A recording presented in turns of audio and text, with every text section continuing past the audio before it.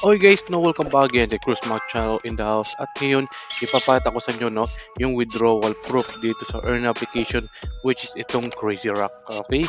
So i-withdraw ko siya no using GCash. Pwede rin naman siyang Lazada, pero syempre mas prefer naman natin yung GCash. Tama ba?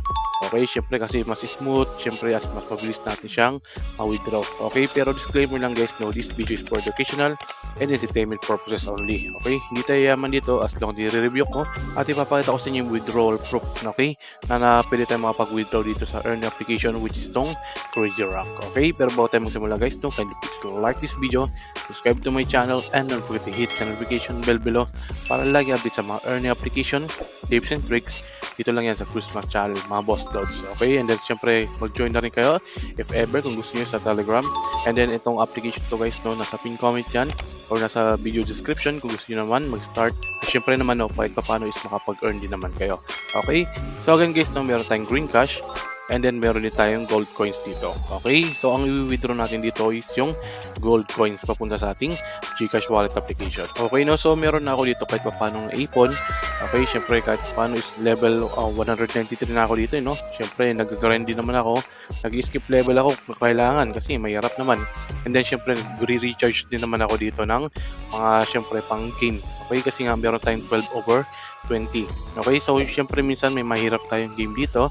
Okay, parang ganito, minsan talaga pag naka-10 beses na ako, ini-skip ko talaga kasi parang impossible naman. Okay, pero syempre iba naman dito is doable or talagang pwede natin gawin. Okay, for example ganito, no, medyo nakalima na ako, ini-skip ko yan, kaya nanonood ako ng ads kahit paano. Okay, pero ngayon, no, moment of truth. And then also pala, meron pa pala tayo dito, no.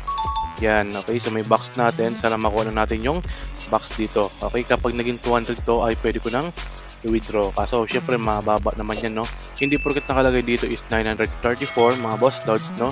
Yan yung makakuha natin dito. Okay, so again, game lang to. Okay, nire-review lang natin to. Okay, papakita ko sa inyo yung withdrawal proof natin. Okay, so i-withdraw ko yan using GCash. Okay, nakikita nyo, naka-GCash yan. Nakapag-set na ako dyan ng GCash ko. Okay, and then i-click lang natin yung withdrawal. Okay, for every 10k, no, FYI lang guys, no, every 10k ng games, okay, katumbos siya ng 10 pesos. Okay, so i-click ko na yung withdrawal. Okay, nakikita nyo, ang J number, and then yung amount na makuha ko. And then i-click lang natin yung confirm. And then boom guys, no, so as you can see, no, syempre successful yung withdrawal natin sa GCash. Yun nga lang, no, syempre titignan natin sa transaction history kung talagang nakapasok siya or talagang ongoing na siya. Okay, so nakikita nyo sa taas guys, no, meron tayong withdrawing 891. Okay, pag i-click natin yan, boom, no, syempre nakita nyo, no, yung iba niyan is tinakpat ko na, and then syempre itong isa dyan is ongoing na.